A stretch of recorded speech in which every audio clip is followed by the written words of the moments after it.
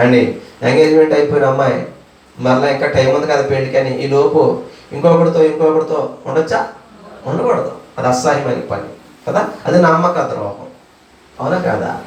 అలాగే అబ్బాయి కూడా అమ్మాయికి అన్యాయము చేయకూడదు. దేవుడైతే అన్యాయం చేయడు, ఆ వరుడు అన్యాయము చేయడు.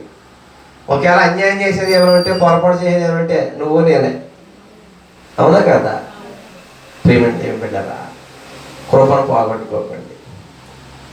సంఘంలో నీకైనా స్థానం ఇస్తే పోగొట్టుకోకు, అభిషేకం ఇస్తే పోగొట్టుకోకు, ఆత్మనిస్తే పోగొట్టుకోకు, ఓ పాట పాడి తలంతిస్తే పోగొట్టుకోకు, ఒక ప్రార్థన చేసే తలంతిస్తే పోగొట్టుకోకు, ఓ ప్రవచన వరం ఇస్తే పోగొట్టుకోకు, ఓ సంఘ పెద్ద పోస్ట్ ఇస్తే పోగొట్టుకోకు, ఓ సన్నిధి పనులు ఇస్తే పోగొట్టుకో, ఓ దైవజుడిగా చేస్తే పోగొట్టుకోకు.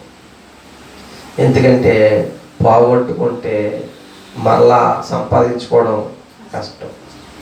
ఏమో ఒక్కోసారి పోగొట్టడం మళ్ళీ దొరుకుతుందని గ్యారంటీ. ఒక్కోసారి కొన్ని వస్తువులు పోతే దొరుకుతాయి, కానీ కొన్ని వస్తువులు పోయినా దొరకవు. సౌలు పోగొట్టుకున్నాడో మరలా రాజు అయ్యాడా? చూసారా? అన్నిసార్లు మనం అనుకున్నట్టు ఉండదు వ్యవహారం.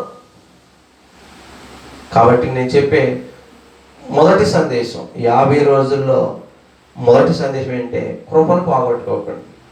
దేవుడిచ్చే కృపను ఏం చేయకూడదు చెప్పండి?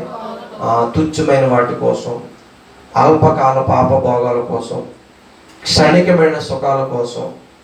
అండి యోధా పత్రికలు అన్నాడు, దేవుడు చూపిన కృపనంట కామాతురత్వానికి దుర్వినియోగపరుచుకోరంటే. చూడండి, యోధా పత్రిక 1వ అధ్యాయం ఉంటుంది, 4వ వచనం. యోధా రాసిన పత్రిక 4వ వచనం.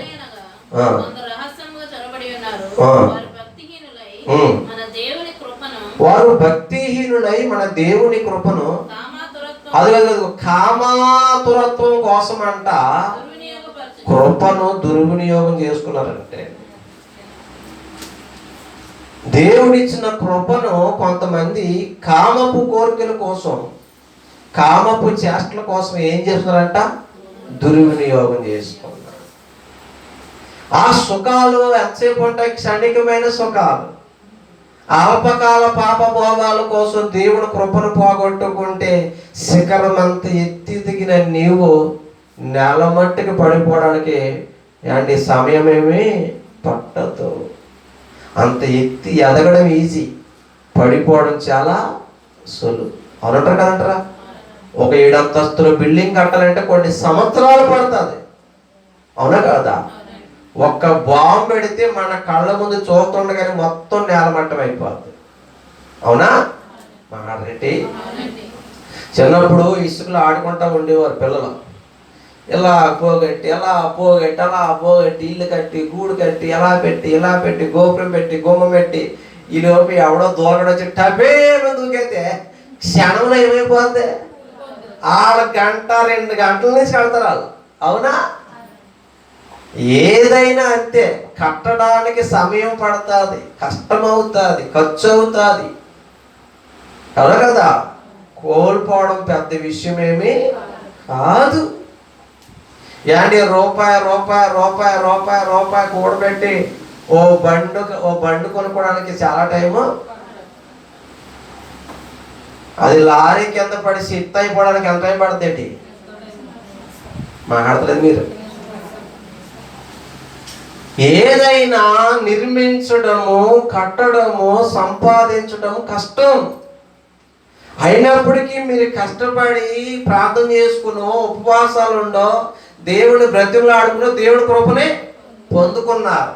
ప్రార్థించి అభిషేకాన్ని, పరిశుద్ధాత్మ వరాలని, ఒక ఆధిక్యతను, ఒక ఘనతను, ఒక స్థితిని, ధనాన్ని, గృహాన్ని, వాహనానికి ఏవేవో పొజిషన్ సంపాదించుకున్నారు. ఈ సంపాదించుకున్న కొద్ది ఇంకా నమ్మకముగా ఉండి అభివృద్ధి చెందాలి, కానీ ఈ తుచ్చమైన వాటి కోసం కృపను ఏం చేయకూడదు? దేవుని కృపనే పోగొట్టుకోకూడదు.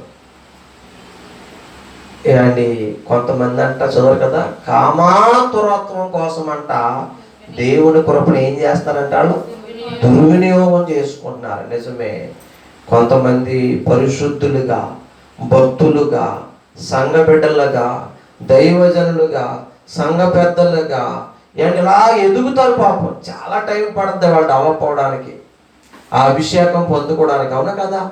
ఓ పరిశుద్ధాత్మ పొందుకోవడం రాత్రి వచ్చేద్దా, ఎన్ని ఉపవాసాలు, ఎన్ని మోకాసు ఎప్పుడు అనుకుని అంత నిప్పులు. అవునా కదా?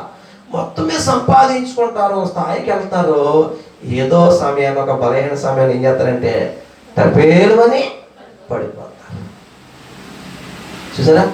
సంపాదించుకోవడానికి ఏమన్నా నెలలో, సంవత్సరాలు పడతారు. పోగొట్టుకోవడానికి ఒక చూపు చాలు, ఒక పని చాలు, ఒక గంట చాలు, ఒక గడియ చాలు.